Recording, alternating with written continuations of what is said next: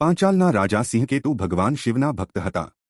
શિકારની યાત્રા દરમિયાન તેમના સેવક ચંડ ભીલને જંગલમાં એક જૂનું શિવલિંગ મળ્યું. રાજાએ પૂજાના વિધિઓ સમજાવ્યા. ફૂલો, બેલના પાન, રાખ ચઢાવો અને ગાઓ અને નાચો. ચંડ તેને ઘરે લાવ્યો અને દૈનિક પૂજા શરૂ કરી.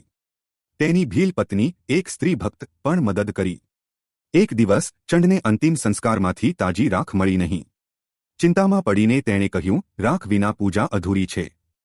સ્ત્રી ભક્તે હસીને કહ્યું, ચિંતા ન કરો મારા પતિ, હું ઉકેલ શોધીશ. તેણીએ ઘરને આગ લગાવી, સ્નાન કર્યું, ભગવાનનું ધ્યાન કર્યું અને સળગતા ઘરમાં પ્રવેશ કર્યો. હર હર મહાદેવનો જાપ કરતા તેણી રાખમાં ભસ્મ થઈ ગઈ. ચંડ રાખથી શિવની પૂજા કરી. પૂજા પૂરી થતાં જ આકાશમાંથી એક અવાજ ગુંજ્યો.